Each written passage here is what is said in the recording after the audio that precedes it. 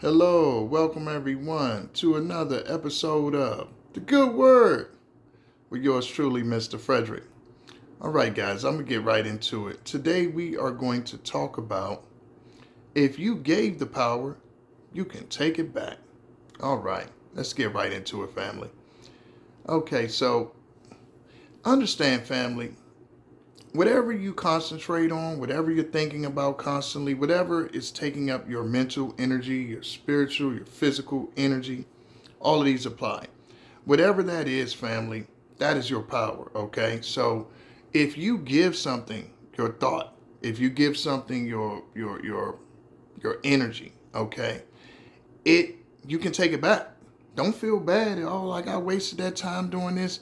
I wasted. No, learn from that, okay? But understand the process of taking it back, okay? So when you give that energy to something, pay attention to the results.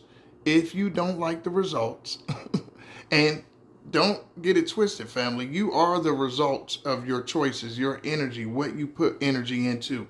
If you don't like where you are at this present moment, you assess that and how and what you put your energy into, and you decide to take it back where you need it. Because you don't have, it's not an infinite well of energy that you possess. No, it's finite.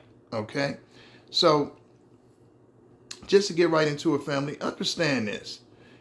Like I said, any situation, people, places, things that you put your energy into and the results are bad, yes, that's the bad news. You know, it's bad. Just call it what it is, okay? But the good news is you can take that energy back and you learn from it.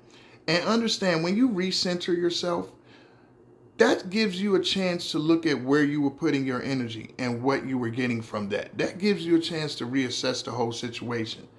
Look at the landscape. Okay, where do I need to make some moves here?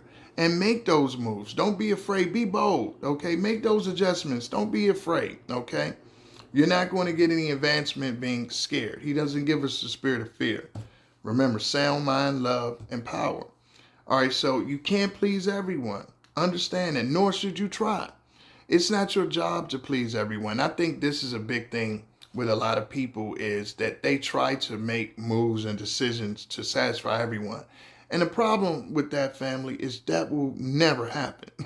You could do everything you think you want to for someone, and they'll tell you, oh, well, you didn't do this. So when you get caught up in that game of pleasing someone or making someone happy, the problem with that is first, you never know what truly makes them happy. And second of all, it opens you up for manipulation. Someone could manipulate you and see that you have this in you. And it could be conditioning. It's just a bad programming, whatever, however you got that way. They could see that need and then they play with you after that. And now what's going to happen is you're going to be depleted and you're going to attract a lot of energy vampires, people that just aren't good. They're just noticing a trait in you that they can prey on. So we don't want that for you, family. So never try to please. Please yourself, okay? That's who you need to please. Because at the end of the day, you got to go home with you. You got to lay down with you. You got to wake up with you. Please you. I'm not saying hurt other people out there, but be conscious of your needs and what you need, because you're not happy. No one else is going to be happy around you, okay? So understand that. Take that power back and put it to where it's going to work for you. And also, when you see that those results aren't good, you got to take accountability, family. You have to look at yourself and say, I didn't do this correctly. I didn't. Wear it. Don't beat yourself up, but assess it, do something about it. Move forward. Simple as that. Don't let people abuse that. Like I said, don't let people abuse those leaks, because what'll happen is you might become jaded. You might become resentful towards the wrong individuals, because of some bad people you were around. Now, good people that want to see that good in you, you don't have it for them, okay? You don't want that. God didn't give you that for it to be abused. He gave it to you to use it because it's a gift, all right? It's a lot of cold people in the world that don't have that.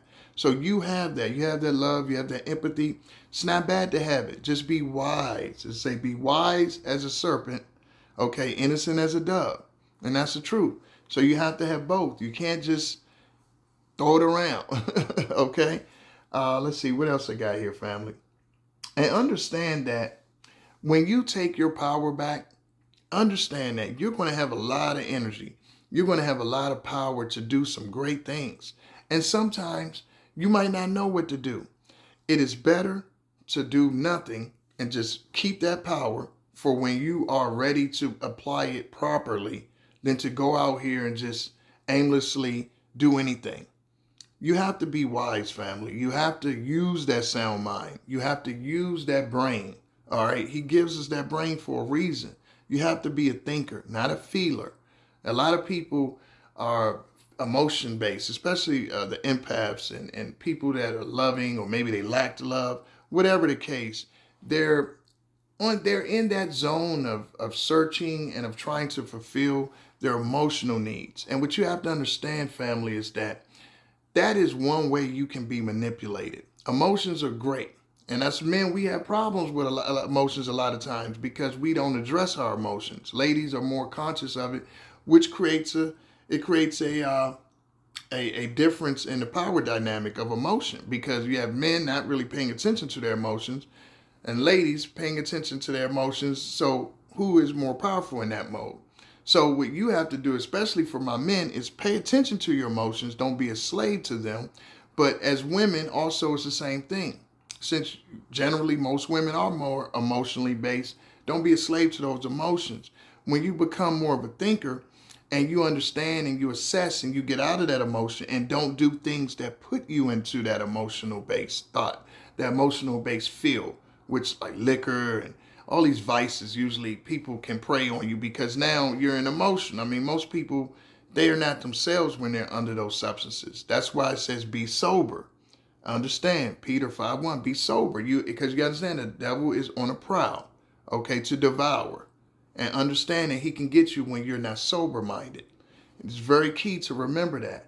So keeping that mind powerful and clear and sober is key to having control over where you put your power. Because when you're slipping, that's when he could step in. Got her, because of the fact that you didn't have that sober mind. And I say this, family, because this is how you have to lead yourself. You can't lead anyone else until you lead you. And that's discipline. And that's understanding where you put your power, what to do if you've misplaced it. And again, don't go anywhere with it if you can't put it in the right place or you haven't figured out what the right place is. All right, family. Next time. Love what you do what you love. Peace.